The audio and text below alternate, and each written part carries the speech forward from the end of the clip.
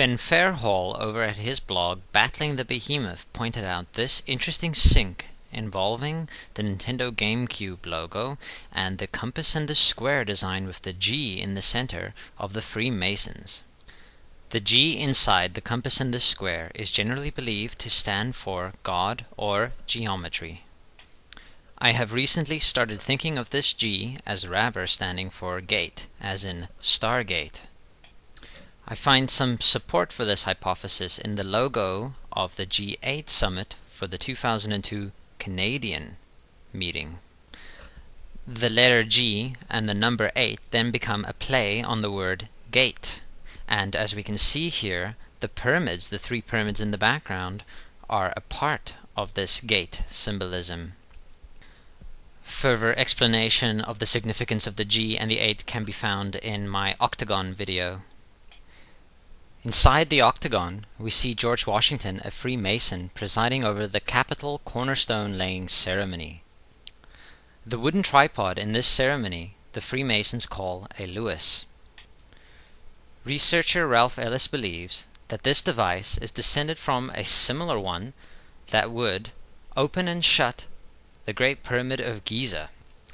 This cuboid stone, used in the corner laying ceremony and suspended by the Lewis, is thus a representation of the plug of the door of a pyramid.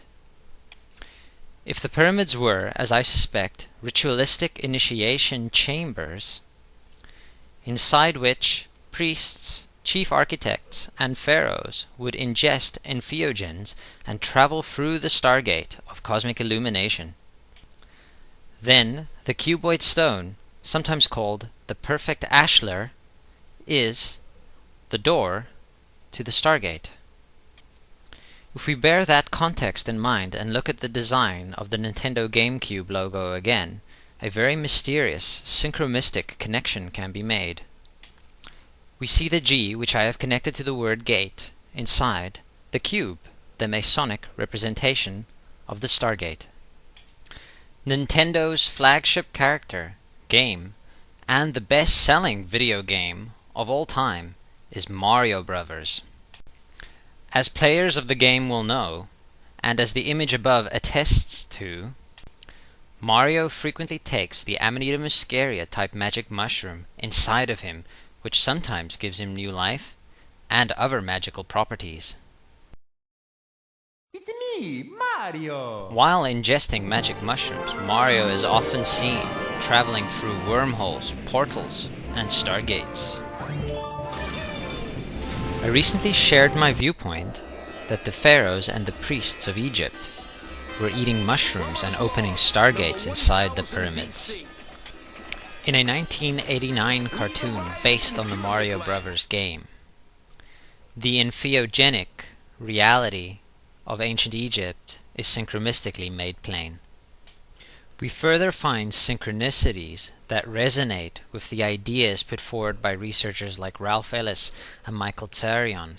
Ideas such as the Hebrew slaves during the Exodus being, in actual fact, the Egyptian worshippers of the constellation Aries, under the rule of the Hyksos shepherd kings. Commandment number 2, thou shalt hire no plumbers. Mamma mia, look at A good example of this is seen in the clip above, where the 10 Commandments are issued by the Pharaoh and written on Egyptian-type stone stela. This is a far more likely scenario than the one we hear in the biblical narrative.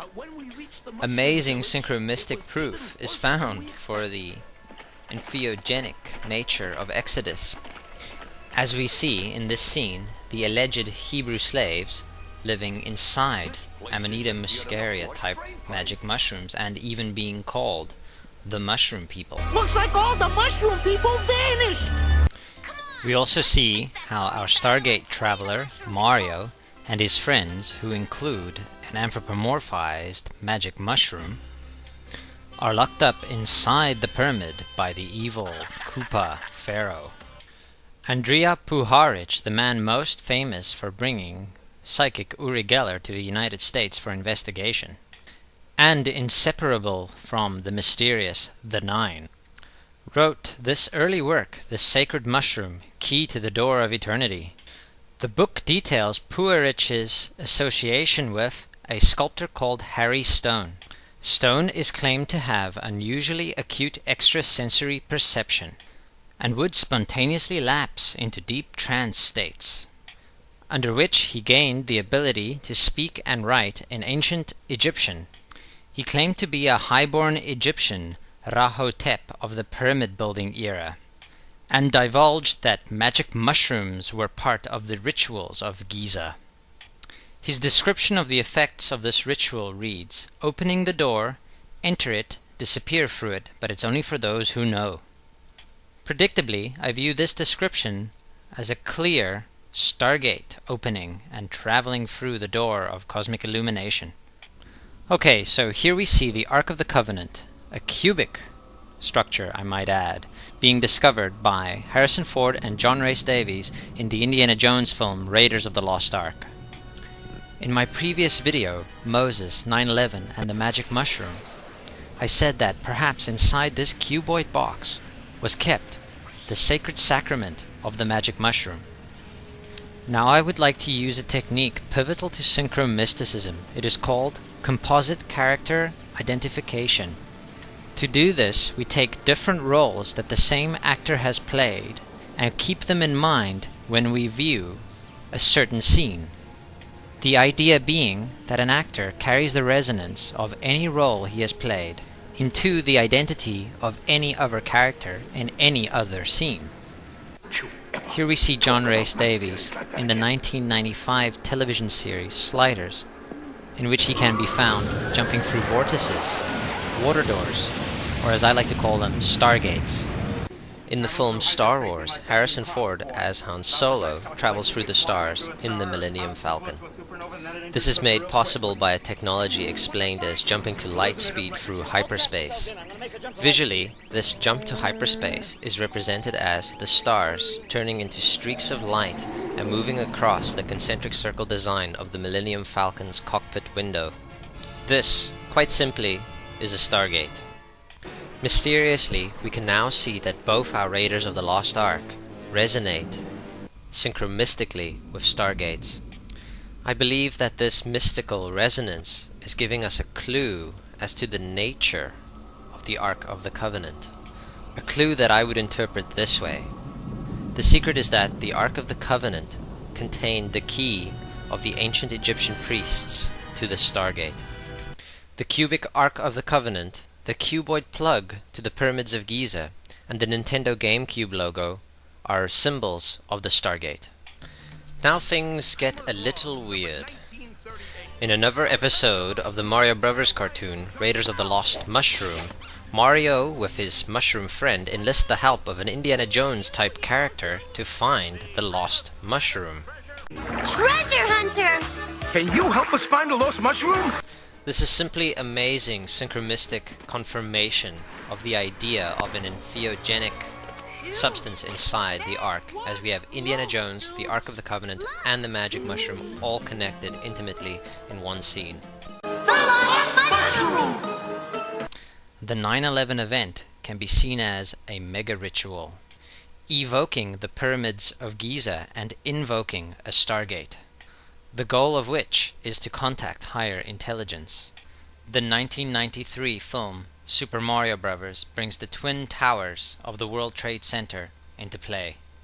The partly destroyed towers, reminiscent of the 9/11 event, are seen in Mushroom Land after our heroes travel through a water door type Stargate.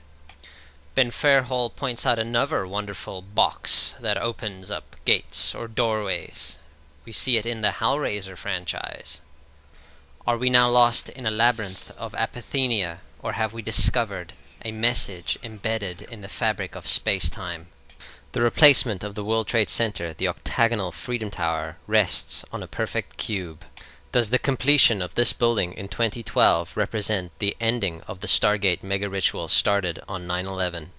The initiation of the new age through the destruction of the pillars of Solomon's Temple. The Hellraiser free poster features the opened Stargate puzzle box and the twin pillars of Boaz and Jachin. Ben Fairhall again illuminates that this film was released on September 11th, 1992. For more information, go to the Brave New World Order. Thank you.